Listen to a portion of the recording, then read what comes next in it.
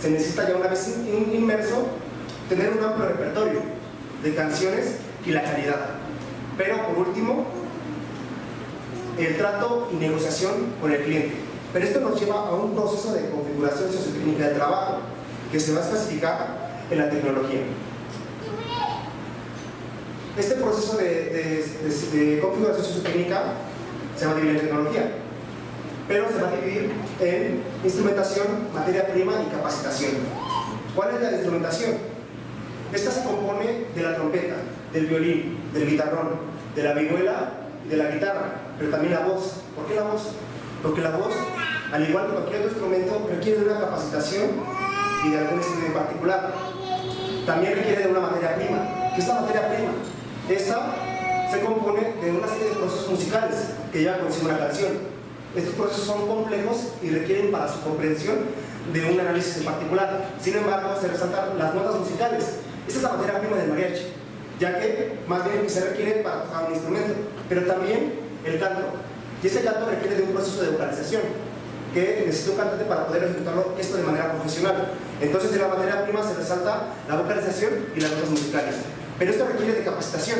¿Y esta capacitación cómo se da? Bueno, se da o se debe de dar de una manera previa y hecha por cuenta del trabajador.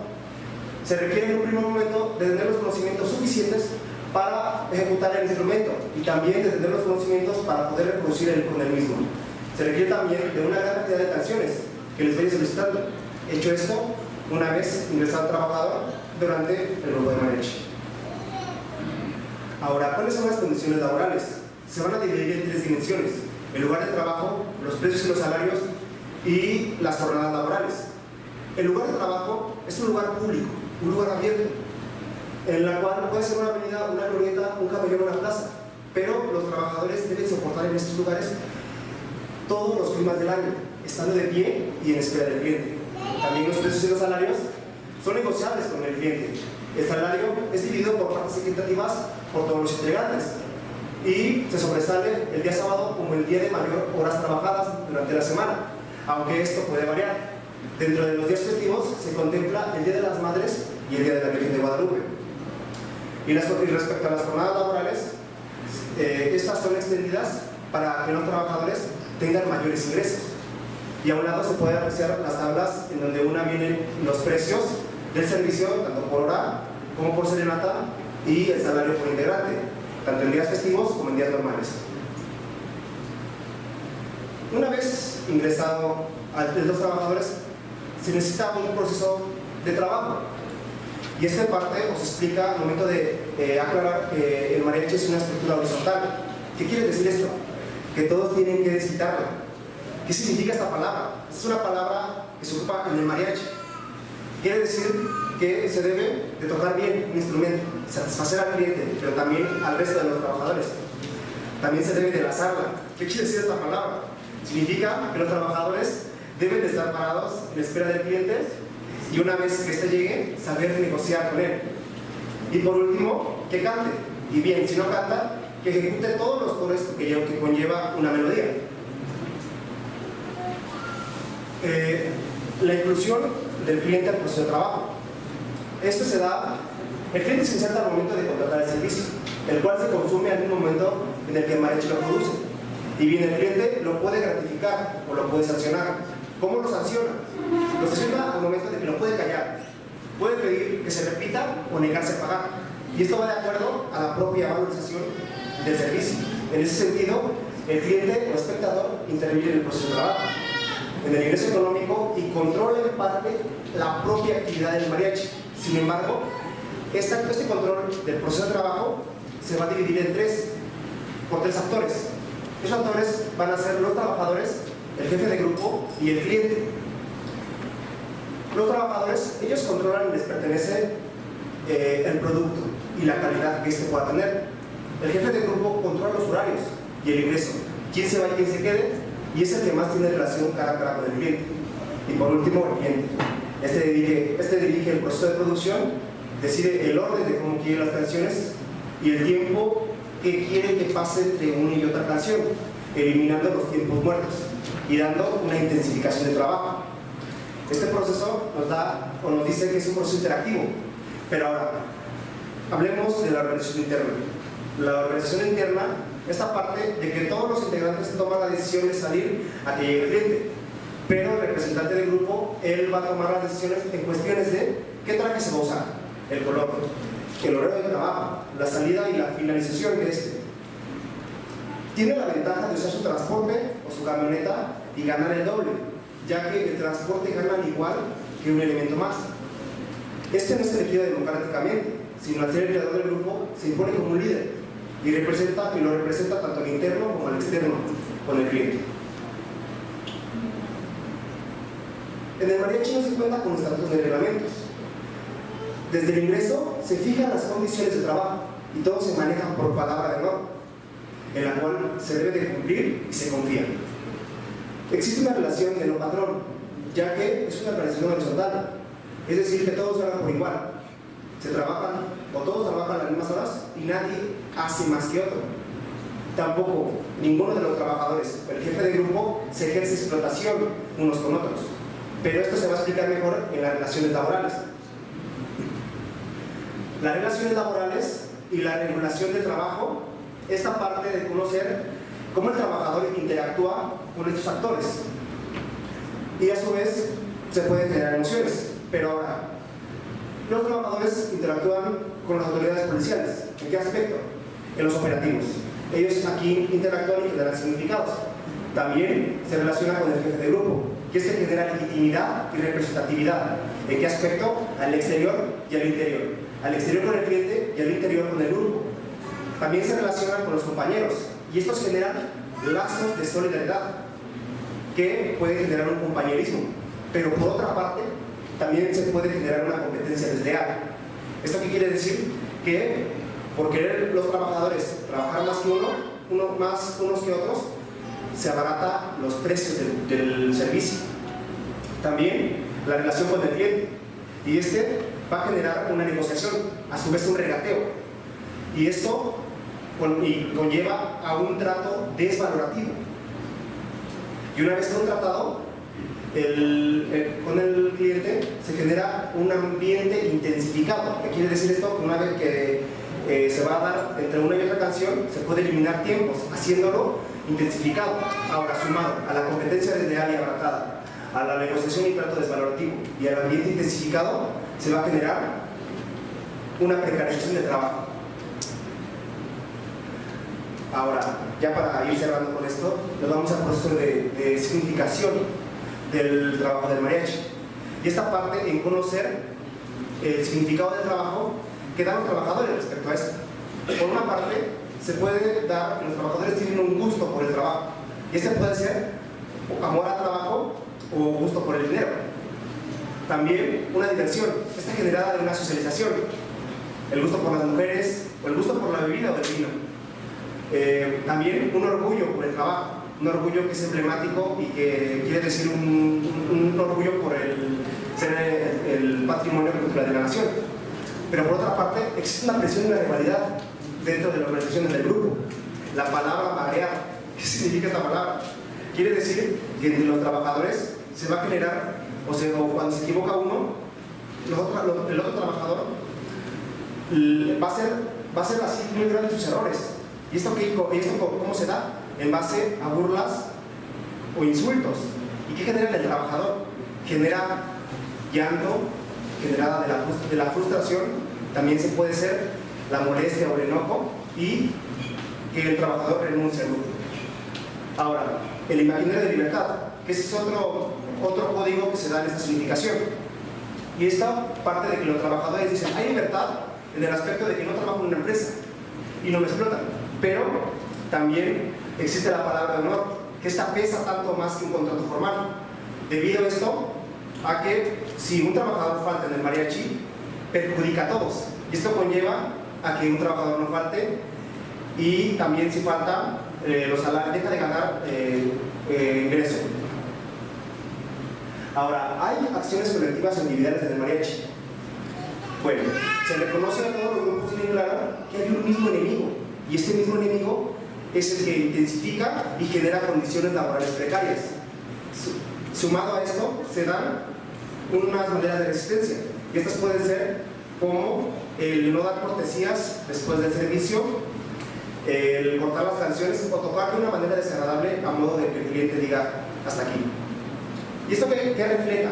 Refleja una adaptación de parte de los trabajadores a las condiciones laborales y a las relaciones de trabajo. Ahora, ¿cómo se da esta construcción de la identidad? Regresándonos a la significación, resaltamos la intensificación del trabajo y las condiciones laborales precarias, sumado en este proceso a unas contradicciones, como la del imaginario de libertad, los gustos y la presión dentro del grupo. ¿Y esto qué genera? Como esta construcción de la identidad, genera que los trabajadores sigan reproduciendo la tradición y con ello el trabajo del mariachi. Como conclusiones, digo que debido a la introducción de nuevas culturas y pérdida de tradiciones, el mariachi poco a poco ha sido desplazado, tanto en la disminución de su contratación como en el nuevo aumento de los precios desde el siglo pasado. Ahora, teniendo en cuenta la precarización del trabajo y su constante reproducción, nos preguntamos si podría más adelante seguir siendo una opción de vida ese trabajo. Sin embargo, cuando eres mariachi, serás mariachi toda la vida. Muchas gracias.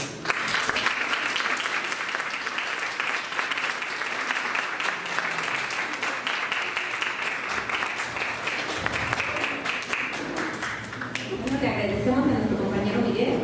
Continuamos con Hipatia Gómez, que nos expondrá el trabajo de líder en el movimiento de Antorcha Campesina.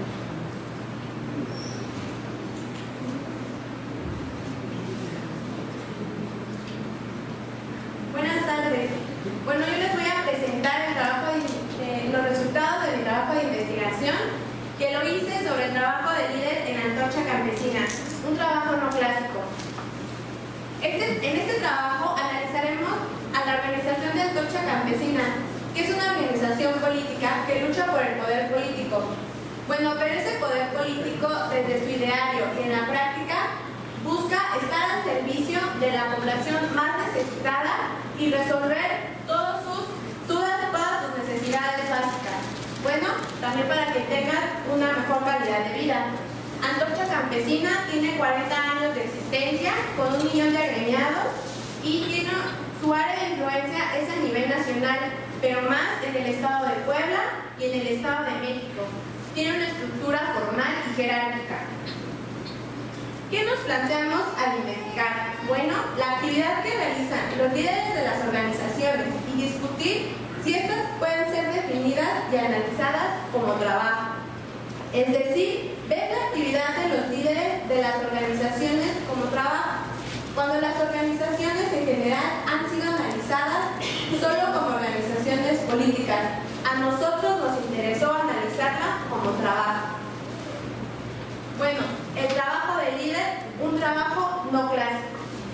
Las actividades que realizan los líderes de Antorcha Campesina no corresponden a las de un obrero asalariado, ya que no tienen un jefe establecido, no tienen horas establecidas y tampoco están en un área específica. Bueno, el activista tiene un trabajo fuertemente interactivo ¿con quién? Con la población, que es su principal fuente de trabajo. Bueno, este trabajo es con los agremiados de la misma organización y con los no agremiados. Y también, claro, con el gobierno. Tampoco la organización es un sindicato, pero sí funciona como una organización gremial con autoridad y capacidad de interlocución y negociación en el Estado y con los diferentes partidos políticos. Bueno, el trabajo de ser líder también es convencer con el discurso, con su presencia, conocimiento cognitivo, práctico y teórico. El convencer con el discurso es que se legitime él como tal, como líder, con sus agremiados y con los no agremiados. Bueno, a los agremiados, a los partidos políticos y otras organizaciones, a los gobiernos acerca de su legitimidad de las demandas, que sus demandas sean reconocidas ante el gobierno. Unirse a esta organización, asistir a los mítines, es el trabajo que debe de hacer el líder, o como ellos lo denominan, un activista. Es decir, es el trabajo de ejercer un liderazgo público e interno de esta organización. Ambos liderazgos, que es el interno y el externo, implica una producción inmaterial. ¿Por qué inmaterial? Porque produce símbolos y emociones. ¿Con quién? Con sus agremiados y con los no agremiados. Pero hay una circulación y consumo. Así el activismo es un trabajo voluntario y trabajo gratificado para subsistir. Bueno, ¿cuáles son las actividades que realiza el líder y cómo se estructuran al interno y al externo de esta organización? Al interno se requiere una dedicación de tiempo completo. Se regula no con base a un contrato colectivo de trabajo, pero sí hay un compromiso verbal y moral y simbólico de cumplir. Es voluntario, que quiere decir que no firman un contrato para estar dentro de esta organización. Es gratificado monetariamente, pero se le otorgan otros beneficios para su subsistencia, como ellos le denominan alimentación para el alma, que es el deporte y la cultura. El líder tiene obligaciones de trabajo dentro de la organización, que son estructurar el plan de trabajo que se va a seguir, organiza los círculos de estudio. Estos círculos de estudio los imparte la gente que tiene más compromiso y más años dentro de esta organización. Define y decide las rutas políticas que se deben de tomar de acuerdo con el programa nacional. El trabajo externo que hace el líder es repartir propaganda, organizar mítines, incorporar a más personas para que se integren de lleno al trabajo de la organización, gestionar con el gobierno, convencer a la población agremiada o no agremiada de los beneficios y logros de pertenecer y apoyar a la organización. Si no se cumplen con las tareas encomendadas, al líder se le sanciona, y la sanción no solo es moral. ¿Qué quiere decir que no solo es moral? Que se le va bajando de categoría de acuerdo a su estructura jerárquica que tiene.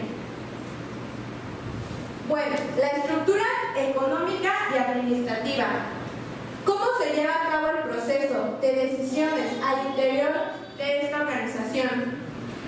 Empezamos con el Congreso Nacional, la Dirección Nacional y el Comité Ejecutivo. En esta parte de la estructura de Antorcha Campesina es donde se toman las decisiones y que va bajando al Comité Estatal, al Comité Seccional, equipos de trabajo, plenos y el trabajo del activista. El trabajo del activista se encuentra abajo. ¿Por qué? Porque esta estructura es la base y es el soporte que tiene Antorcha Campesina. Esta estructura es burocrática. ¿Por qué es burocrática? Bueno, porque se concentran nada más en los tres primeros niveles de esta organización. Es jerárquica, pero al mismo tiempo autónoma. ¿Por qué autónoma? Bueno, porque no depende del gobierno y de ninguna otra organización. ¿Cómo se da el financiamiento de Antorcha Campesina? Para que la estructura económica y administrativa funcione. El financiamiento de Antorcha Campesina, ¿qué implica?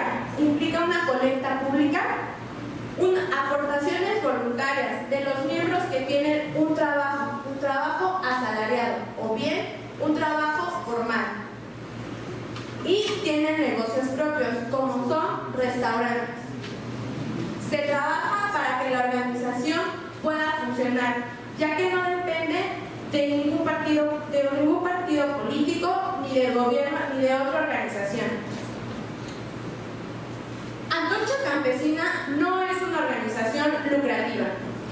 Bueno, para todo el trabajo que el activista realiza, se necesita presión al gobierno a través de los mítines, compromiso de los agremiados de apoyar a todas las demandas, sean propias o no, ayuda condicionada y activa de todos los agremiados. Antorcha Campesina se reúne para dar apoyo a nivel nacional,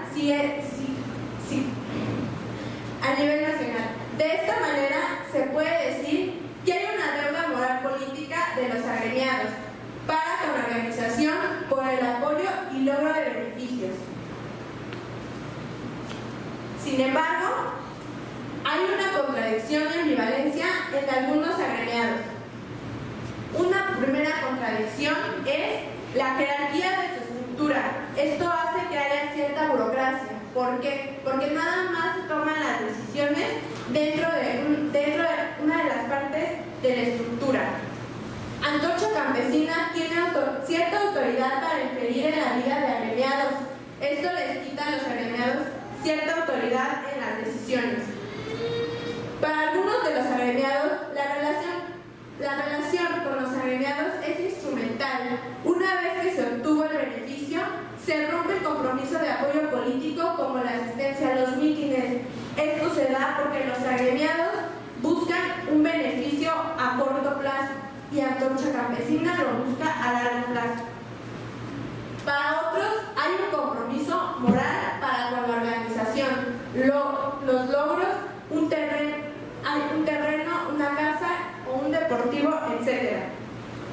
No significa solamente obtener un bien al menor costo, sino que implica una presión basada en una ideología que lleva una acción colectiva a la organización. Bueno, esto quiere decir que no basta con la ideología, sino que no basta con tener una ideología que lleva a Antorcha Campesina, sino que el compromiso y la deuda pasa por una valorización por la subjetividad, emociones y sentimientos de los agremiados. Bueno, para concluir este trabajo, llegué que el trabajo del líder es interactivo, simbólico, emocional y cognitivo. Son las armas fundamentales para tener en pie toda esta estructura. El trabajo que hace